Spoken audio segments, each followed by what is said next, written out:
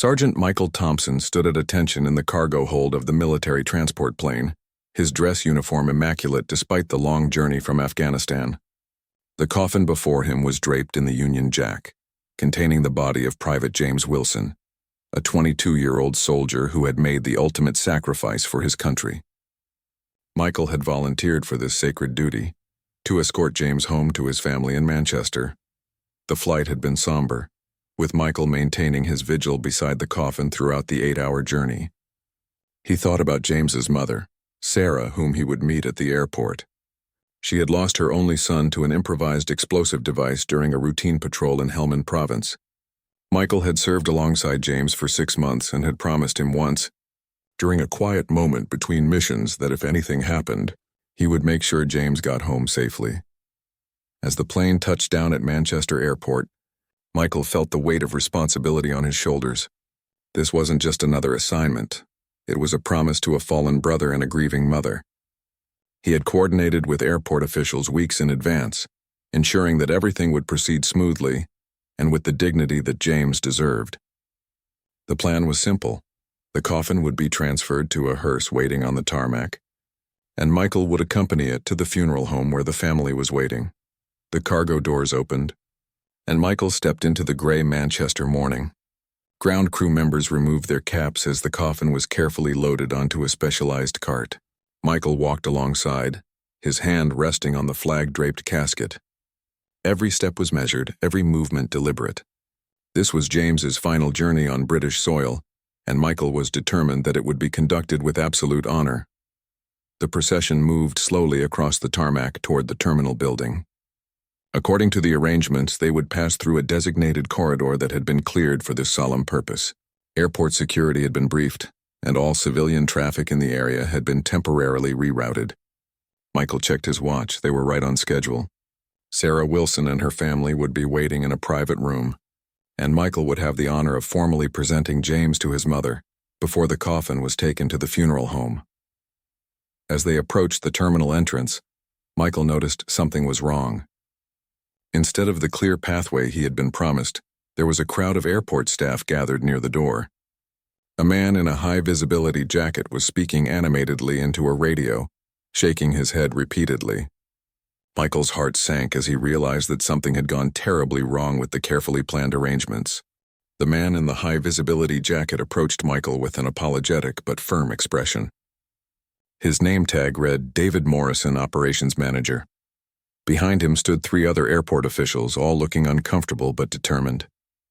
Morrison cleared his throat before speaking. "Sergeant, I'm afraid there's been a misunderstanding about the route through the terminal," Morrison said, his voice barely audible over the noise of nearby aircraft. "Health and safety regulations require that we use the freight entrance instead of the main terminal. It's policy for all cargo, including situations like this." Michael felt his jaw tighten. He had spent weeks coordinating these arrangements, speaking with multiple departments to ensure that James would receive the honor he deserved. The plan had been approved at the highest levels of airport management. Now, with James's family waiting just meters away in the terminal, this man was suggesting they treat a fallen soldier like a piece of freight. "Sir, with respect, this isn't cargo," Michael replied, his voice steady but carrying an unmistakable edge. "This is Private James Wilson, who died serving his country. His mother is waiting in the terminal, and we have official authorization to proceed through the designated corridor. I have all the paperwork right here." Michael reached into his jacket and produced a folder containing the official correspondence, permits, and authorization documents. Morrison barely glanced at them before shaking his head again. "I understand the sensitivity of the situation, Sergeant, but regulations are regulations. The freight entrance is the only option I can authorize. It's for everyone's safety." The other officials nodded in agreement, though their discomfort was obvious. One of them, a younger woman with a security badge, kept glancing at the coffin and then looking away quickly. Michael realized that these people saw James not as a hero coming home, but as a problem to be managed according to their rulebook. Behind the officials, Michael could see curious passengers pressed against the terminal windows, phones raised to capture videos of the scene unfolding below. This was exactly what he had hoped to avoid, turning James's homecoming into a spectacle.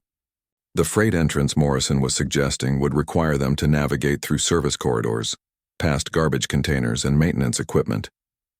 It was no place for a hero's final journey. Michael took a deep breath, drawing on years of military training that had taught him when to follow orders and when to stand his ground. This was clearly a time for the latter. Sarah Wilson had already lost her son. She shouldn't have to lose her dignity as well. "Mr. Morrison," Michael said, his voice growing stronger, "I need you to understand something. This young man gave his life for the freedom that allows you to work in this airport today. His mother, Sarah Wilson, is waiting in that terminal. She has already endured the worst loss any parent can face. I will not, under any circumstances, wheel her son's coffin past trash bins and through service corridors like he's a damaged suitcase." Morrison's face reddened slightly. "Sergeant, I sympathize with your position, but I have a responsibility to follow airport protocols. These regulations exist for good reasons. If we make exceptions, where does it end? I could lose my job over this." Michael stepped closer to Morrison, close enough that the other man had to look up to meet his eyes. "And if I follow your suggestion, I'll have to look that mother in the eye and explain why her son was treated like cargo in his final moments on British soil. Which one of us do you think will sleep better tonight?" The standoff continued for several minutes, with neither man willing to back down. The ground crew members who had been moving the coffin stood awkwardly to one side, unsure whether to continue or wait for resolution. Passengers in the terminal were beginning to notice the commotion, and Michael could see airport security guards approaching from multiple directions. Then something unexpected happened. A man in an airline pilot's uniform broke away from a group of crew members who had been watching the scene unfold. Captain Robert Hayes was a veteran of 30 years with British Airways, and his military bearing suggested he had served in the armed forces before his aviation career. He approached the group with purpose. "Excuse me," Captain Hayes said, addressing Morrison directly.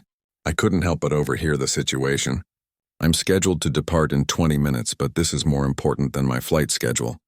This young soldier deserves better than what you're offering." Morrison looked frustrated by the growing number of people inserting themselves into what he considered an operational matter. "Captain Hayes, I appreciate your concern, but this is an airport management issue. We have procedures that must be followed." Captain Hayes smiled grimly. "Mr. Morrison, I flew transport missions in the Falklands 30 years ago. I brought boys home then, just like Sergeant Thompson is doing now. Sometimes procedures need to take a back seat to doing what's right." He turned to address the growing crowd of airport employees who had gathered to watch the confrontation. "How many of you have family members who have served in the military?" Several hands went up among the crowd of airport workers. Captain Hayes nodded and continued. "Then you understand what this means. This isn't about breaking rules. It's about honoring someone who made the ultimate sacrifice." He paused and looked directly at Morrison.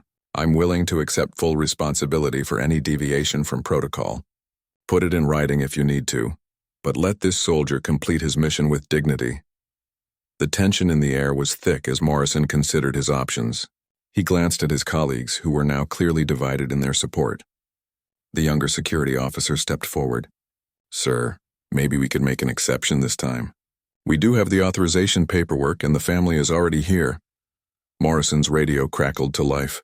A voice from the terminal control room announced that media representatives had arrived and were asking questions about the delay on the tarmac. This was exactly the kind of publicity nightmare that airport administrators dreaded. Morrison realized that denying passage to a fallen soldier's coffin would likely generate far more negative attention than bending the rules would. Michael seized the moment. "Mr. Morrison, Private Wilson's mother has been through enough. She shouldn't have to see her son's homecoming turned into a bureaucratic battle on the evening news. Let us proceed as planned. And I give you my word that everything will be conducted with complete professionalism and respect for airport operations." The operations manager was clearly struggling with the decision. His training and instincts told him to follow regulations, but the moral weight of the situation was undeniable. He looked at the flag-draped coffin, then at Michael's determined face, and finally at the growing crowd of his own employees, who were obviously sympathetic to the soldier's cause.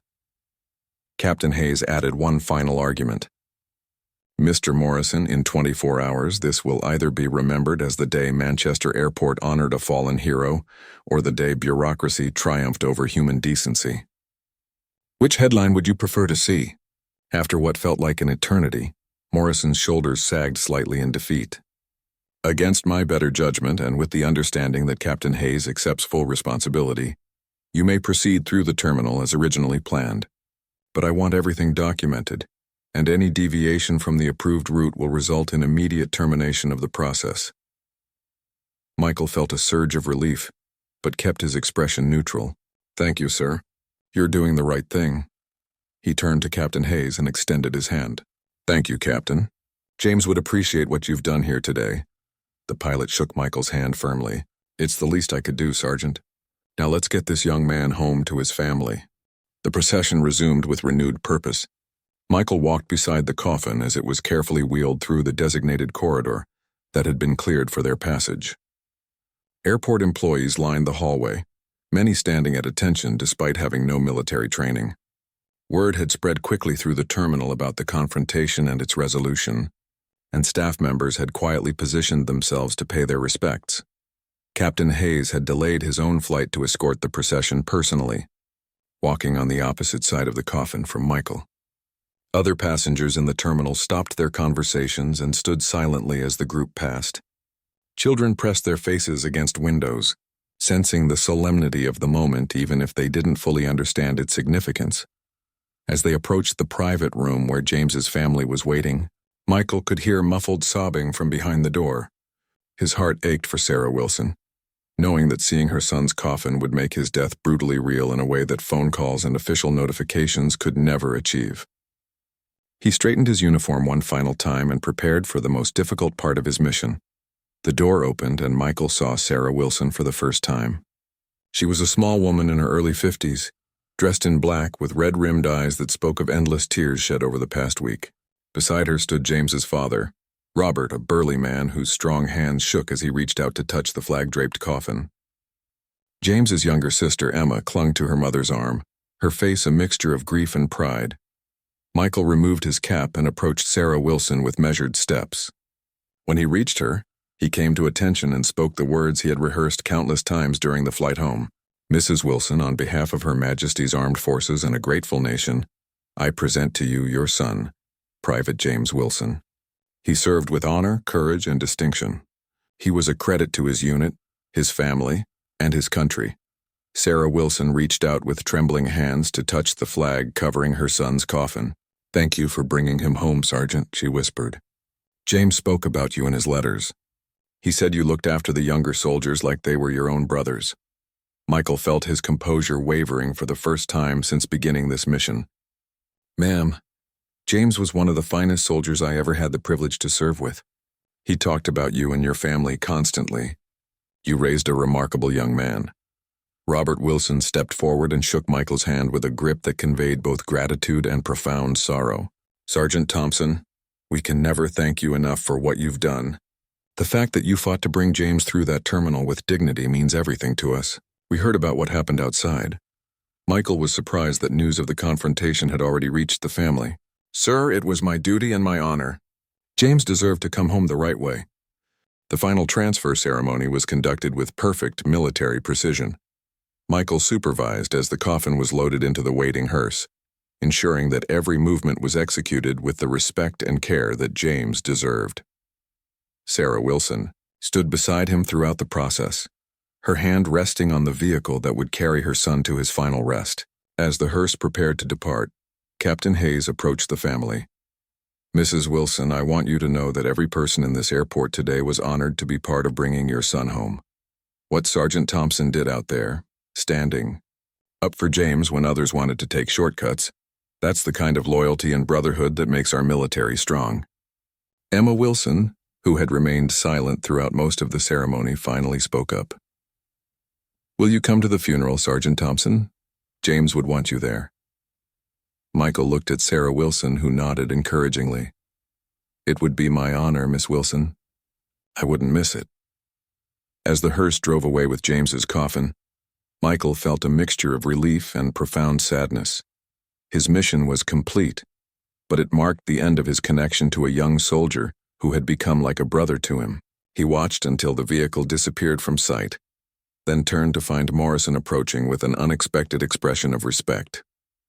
Sergeant Thompson, Morrison said, extending his hand, I owe you an apology. I was so focused on following procedures that I lost sight of why those procedures exist in the first place, to serve people in their time of need. What you did today reminded me that sometimes the right thing and the easy thing aren't the same. Michael shook Morrison's hand. Mr. Morrison, you had a difficult decision to make under pressure. Thank you for ultimately choosing to do the right thing. James's family will never forget that their son was treated with dignity in his final journey home. 3 days later, Michael stood at attention in the same dress uniform as hundreds of people gathered to honor Private James Wilson at his funeral. The story of the airport confrontation had spread through social media and local news, turning James's funeral into a community event that drew veterans, active service members, and civilians who had been moved by the tale of a royal guard who refused to compromise on honor. During the service, Sarah Wilson approached Michael with a small box. Inside was James's military dog tag, which she had removed before the burial. "I want you to have this, Sergeant," she said. "James would want his big brother to carry a piece of him always." Michael accepted the gift with tears in his eyes, knowing that he would treasure it for the rest of his life. As the ceremony concluded and the crowd began to disperse, Michael reflected on the events that had brought him to this moment. He had started this mission simply intending to fulfill a promise to a fallen comrade. Instead, he had learned something profound about standing up for what's right, even when faced with seemingly insurmountable bureaucracy. James Wilson had taught him one final lesson about courage. Sometimes the most important battles are fought not on foreign battlefields, but in the everyday moments when we choose between convenience and principle. In honoring James's memory, Michael had discovered something essential about his own character and the true meaning of brotherhood.